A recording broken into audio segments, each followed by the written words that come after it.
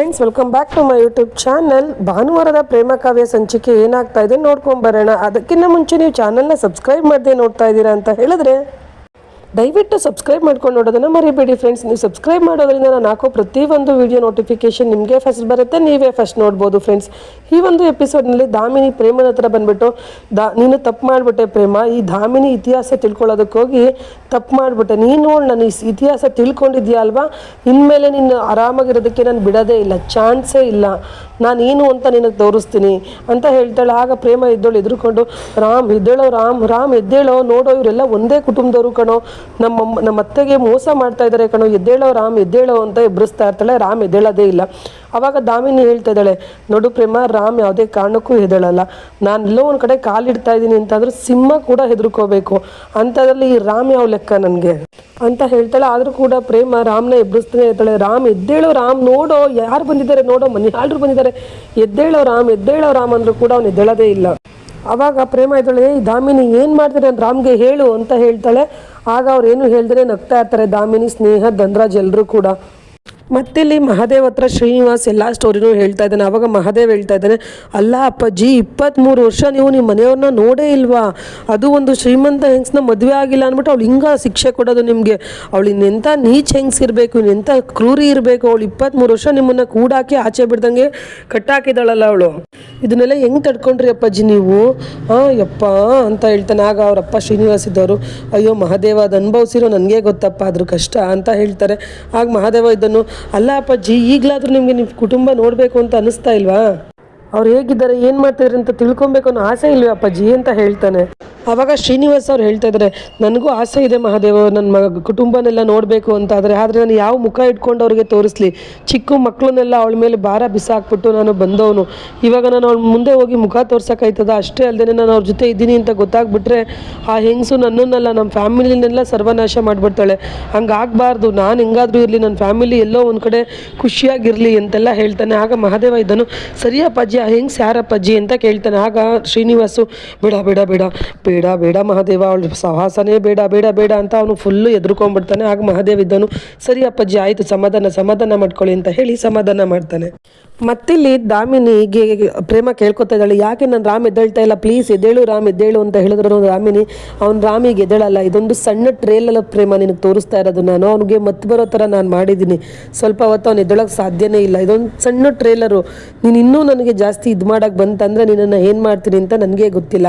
ನಾನು ಅವತ್ತೇ ನಿನಗೆ ಹೇಳಿದೆ ಕಲ್ಯಾಣಿ ನೋಡೋದಕ್ಕೆ ಮನೆಗೆ ಬರಬೇಡ ಅಂತ, ನಾನು ಹೇಳಿದ್ರು ಕೂಡ ನೀನು 2-3 ಸಲ ಮನೆಗೆ ಬಂದೆ ಅಂದ್ಬಿಟ್ಟು ನಾನು ಏನು ಮಾಡಿದೆ, ನಿನ್ನ ಕ್ಲಿನಿಕ್ಕು ನಿನ್ನ ಮನೆಯೇ ಸುಟ್ಟಾಕ್ತೆ ನೋಡು, ಈ ಚಿಟ್ಕಿ ಹೊಡೆಯೋ ಅಷ್ಟರಲ್ಲಿ ನಿನ್ನನ್ನು ಕೊಂದು ಸಾಯಿಸ್ಬಿಡ್ಬೋದು, ಅಷ್ಟು ಕೆಪಾಸಿಟಿ ನನಗೆ ಹತ್ರ ಇದೆ, ಆದರೆ ನನಗೆ ಕೊಲ್ಲೋಳಲ್ಲ, ಕಾಡೋಳು, ನಿನ್ನನ್ನು ಕಾಡಿಸ್ತಾನೆ ಇರ್ತೀನಿ ಅಂತೆಲ್ಲ ಹೇಳ್ತಿರ್ತಾಳೆ. ಆಗ ಪ್ರೇಮ ಇದ್ದಳು, ಅಯ್ಯೋ ದಾಮಿನಿನವರೇ, ನನ್ನನ್ನು ಕ್ಷಮಿಸ್ಬಿಡಿ, ನೀವೇನು ಅಂತ ನನಗೆ ಗೊತ್ತಿಲ್ಲದೆ ತಪ್ಪು ಮಾಡಿಬಿಟ್ಟೆ, ಇವಾಗ ನಾನು ಯಾವುದೇ ಕಾರಣಕ್ಕೂ ತಪ್ಪು ಮಾಡಲ್ಲ, ನೀವು ಹೇಳ್ದಂಗೆ ಕೇಳ್ಕೊಂಡು ಬಿದ್ದಿರ್ತೀನಿ, ನನಗೆ ನಮ್ಮ ಮನೆಯವ್ರಿಗೆ ಯಾವುದೇ ತೊಂದರೆ ಮಾಡ್ದಂಗೆ ನಮ್ಮನ್ನು ಬಿಟ್ಬಿಡಿ ಪ್ಲೀಸ್ ಅಂತ ಕೇಳ್ಕೊತಾಳೆ. ಆವಾಗ ನಗ್ತಾ ಇರ್ತಾಳೆ ದಾಮಿನಿ, ಸ್ನೇಹ, ಧನರಾಜ್ ಎಲ್ಲರೂ ಕೂಡ.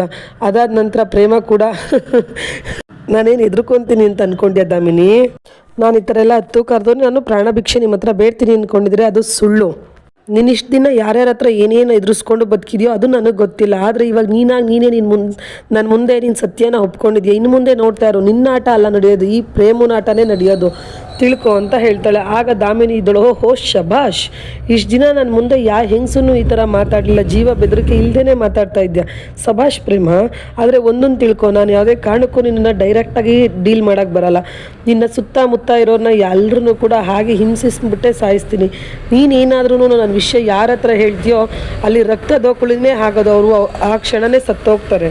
ಯಾರಿಗಾದ್ರೂ ತೊಂದರೆ ಕೊಡಬೇಕು ಅಂತಂದರೆ ಅವ್ರ ಸುತ್ತಮುತ್ತ ಇರೋ ಪ್ರೀತಿ ಪಾತ್ರರಿಗೆ ಫಸ್ಟು ಹಿಂಸಿಸಿದ್ರೆ ಅವ್ರಿಗೆ ನೋವಾಗುತ್ತೆ, ಅದ್ರಲ್ಲಿ ನಂಗೆ ತುಂಬ ಅನುಭವ ಇದೆ, ಬಿ ಕೇರ್ಫುಲ್ ಪ್ರೇಮ ಅಂತ ಹೇಳಿ ಅಲ್ಲಿಂದ ಸ್ನೇಹ, ಧನರಾಜ್ ಮತ್ತು ದಾಮಿನಿ 3 ಜನನೂ ಹೊರಡ್ತಾರೆ.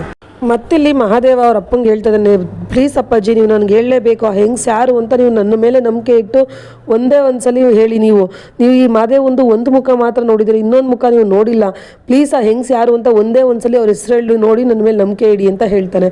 ಆಗ ಅವರಪ್ಪ ಇದ್ದವರು, ಇಲ್ಲ ಮಹಾದೇವ, ನಾನು ನಿನ್ನ ಈ ಮುಗ್ಧತನಕ್ಕೆ ನಾನು ಶರಣಾಗಿದ್ದೀನಿ, ನಾನು ಆ ಹೆಂಗ್ಸ್ ಹೆಸರನ್ನ ಹೇಳಲ್ಲ, ಅವಳು ಅಷ್ಟು ಕ್ರೂರಿ, ಇದರಿಂದಿರೋವಂಥ ರಹಸ್ಯನೆಲ್ಲ ಹೇಳಿದ್ರೆ ತುಂಬ ಪ್ರಾಬ್ಲಮ್ ಮಾಡಿಬಿಡ್ತಾಳೆ ಅವಳು, ನಾನು ಅದ್ರ ಬಗ್ಗೆ ಹೇಳಲ್ಲಪ್ಪ, ನೀನು ಬೇಜಾರು ಬೇಜಾರು ಮಾಡ್ಕೊಬೇಡ ಅಂತ ಹೇಳ್ತಾರೆ. ಆಗ ಮಹಾದೇವ ಇದ್ದನು, ಸರಿ ಬಿಡು ಅಪ್ಪಾಜಿ, ಇಷ್ಟು ಹೇಳ್ದಲ್ಲ ಸರಿ ಬಿಡು, ಆದರೆ ಒಂದಂತೂ ಸತ್ಯ, ನಾನು ನಿನಗೊಂದು ಮಾತು ಕೊಡ್ತಾ ಇದ್ದೀನಿ, ನಾನು ನಿನ್ನನ್ನು ನಿಮ್ಮ ಫ್ಯಾಮಿಲಿ 23 ವರ್ಷದಿಂದ ದೂರ ಇರೋವಂಥ ಫ್ಯಾಮಿಲಿಗೆ ಸೇರಿಸ್ತೀನಿ, ನಿಮ್ಮನ್ನು ಒಂದು ಮಾಡೇ ಮಾಡ್ತೀನಿ, ಇದು ಈ ಮಹಾದೇವ ಕೊಡ್ತಾ ಇರೋ ಮಾತು ನಿಮಗೆ ಅಪ್ಪಾಜಿ ಅಂತ ಹೇಳಿ ಅವ್ರಿಗೆ ಮಾತು ಕೊಡ್ತಾನೆ.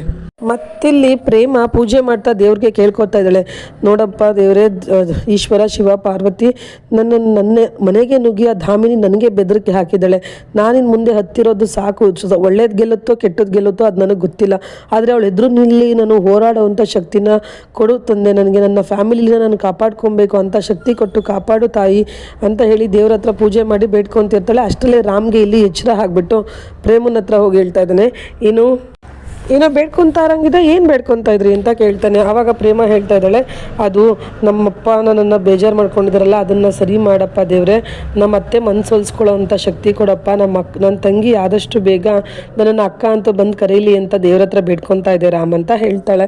ಆಗ ಓಹೋ ಸೂಪರ್ ಪ್ರೇಮ ನೀನು ಅಂತ ಹೇಳ್ತಾನೆ. ಆಗ ಪ್ರೇಮ ಇದ್ದಳು, ಸರಿ ರಾಮ್ ತಲೆನೋವು ಅಂತಿದ್ದಲ್ಲ, ಸರಿಯಾಗಿ ಕಮ್ಮಿ ಆಯಿತಾ, ಚೆನ್ನಾಗಿ ನಿದ್ದೆ ಬಂತಾ ಅಂತ ಕೇಳ್ತಾಳೆ. ಆಗ ರಾಮ್ ಇದ್ದನು, ಪ್ರೇಮ ಚೆನ್ನಾಗಿ ನಿದ್ದೆ ಬಂತು, ಆದರೆ ನಾನು ಇಷ್ಟೊತ್ತು ಏನಕ್ಕೆ ಮಲ್ಕೊಂಡೆ ಅಂತ ನನಗೆ ಗೊತ್ತಾಗ್ತಾ ಇಲ್ಲ, ಆದರೂ ಏನೋ ಒಂಥರ ತಲೆ ಜುಮ್ ಅಂದಂಗೆ ಮತ್ತು ಮೈಯೆಲ್ಲ ಭಾರ ಆದಂಗೆ ಅನ್ನಿಸ್ತಾ ಇದೆ ಪ್ರೇಮ, ಸರಿ ಅದ ಬಿಡು ಅಂದಂಗೆ ನೀನು ನನ್ನ ಹತ್ರ ಏನೋ ಹೇಳಬೇಕು ಅಂತ ಅಂದ್ಕೊಂಡಲ್ಲ, ಏನದು ಅಂತ ಕೇಳ್ತಾನೆ. ಆಗ ಪ್ರೇಮ ಇದ್ದವಳು ಮನಸಲ್ಲೇ, ಬೇಡ ಆ ಧಾಮಿನಿ ಬಗ್ಗೆ ಫುಲ್ಲು ಸತ್ಯ ತಿಳ್ಕೊಳ್ಳೋ ತನಕ ನಾನು ಏನೂ ಹೇಳೋದು ಬೇಡ ಇವನಿಗೆ ಅಂತ ಮನಸಲ್ಲೇ ಅನ್ಕೊತಿರ್ತಾಳೆ. ಆಗ ರಾಮ್ ಇದ್ದವನು, ಏನೇ ಸುಮ್ಮನೆ ನಿಂತ್ಕೊಂಡ್ಬಿಟ್ಟೆ ಅಂತ ಹೇಳ್ತಾನೆ. ಆಗ ಪ್ರೇಮ ಇದ್ದವಳು, ಅಯ್ಯೋ ರಾಮ್, ಅದು ಯಾಕೆ ಇವಾಗ ಇದ್ದಿದ್ಯಾ, ಬಾ ಫ್ರೆಶ್ ಆಗಿ, ಆಮೇಲೆ ನಾನು ಹೇಳ್ತೀನಿ, ಇವಾಗ ಫ್ರೆಶ್ ಆಗಿ ಕಾಫಿ ಮಾಡ್ಕೊಡ್ತೀನಿ ಬಾ ಅಂತ ಹೇಳಿ ಕರಿತಾಳೆ. ಆವಾಗ ರಾಮ್ ಇದ್ದವನು, ನಾನು ಮಾಡ್ಕೊಡ್ತೀನಿ, ಇಷ್ಟು ದಿನ ನಾನೇ ತಾನೇ ಕಾಫಿ ಎಲ್ಲ ಹೆಂಗೆ ಮಾಡ್ತಿದ್ದೀನಿ ಅಂತ ನಿಂಗೆ ಮರ್ತೋಗಿದ್ಯಾ, ನಾನು ಮಾಡ್ಕೊಡ್ತೀನಿ ಅಂತ ಹೇಳ್ತಾನೆ. ಆಗ ಪ್ರೇಮ ಇದ್ದವಳು, ಏನು ಬೇಡ ನಾನು ಮಾಡ್ಕೊಡ್ತೀನಿ ಬಾ ರಾಮ್ ಅಂತ ಹೇಳಿ ಅವನನ್ನ ಕರ್ಕೊಂಡು ಹೊರಡ್ತಾಳೆ.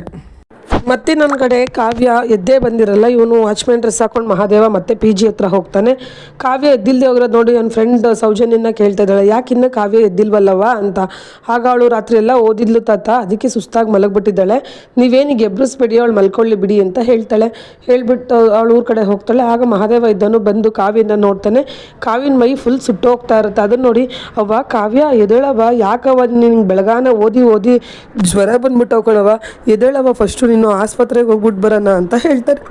ಆಗ ಕಾವ್ಯ ಇದ್ದಳು, ಬೇಡ ತಾತ, ಅದೇ ಸರಿ ಹೋಗುತ್ತೆ, ನನಗೆ ಈಗ ಎದ್ದೇಳಕ್ಕೂ ಆಗ್ತಾ ಇಲ್ಲ, ಈಗ ನಾನು ಹಂಗೆ ಮಲಗ್ತೀನಿ, ಸರಿ ಹೋಗುತ್ತೆ ಬಿಡಿ ತಾತ ಅಂತ ಹೇಳ್ತಾಳೆ.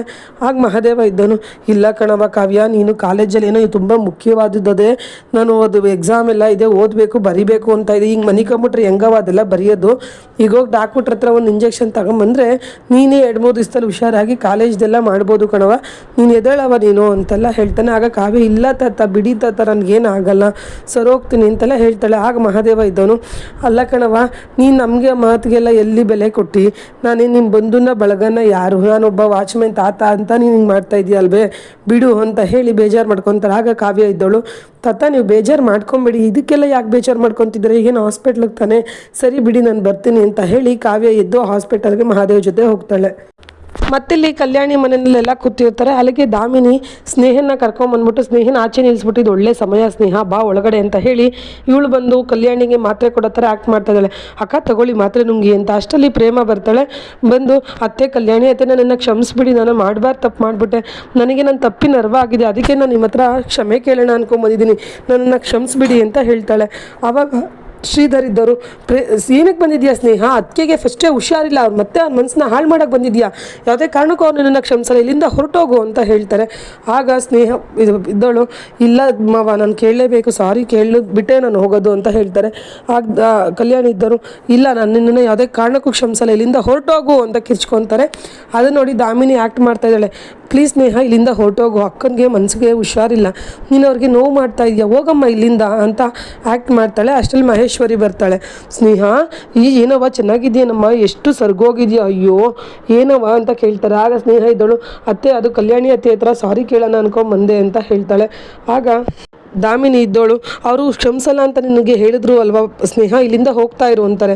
ಆಗ ಮಹೇಶ್ವರಿ ಇದ್ದೋಳು, ದಾಮಿನಿ ನೀನು ಮುಚ್ಚು ಬಾಯಿ, ನಮ್ಮನೆ ವಿಷಯ ನೀನು ಬರಬೇಡ ಅಂತ ದಾಮಿನಿಗೆ ಸೈಲೆಂಟ್ ಮಾಡಿಸ್ತಾರೆ.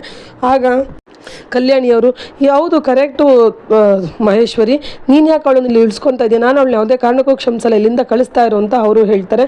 ಅಷ್ಟರಲ್ಲಿ ಪ್ರೇಮ ಅಲ್ಲಿಗೆ ಇವಳು ಸ್ನೇಹ ಅವ್ರ ಮನೆಗೆ ಹೋಗಿ ಒಂದು ಕರ್ಚೀಫ್ ಬಿಟ್ಟು ಬಂದಿರ್ತಾಳೆ.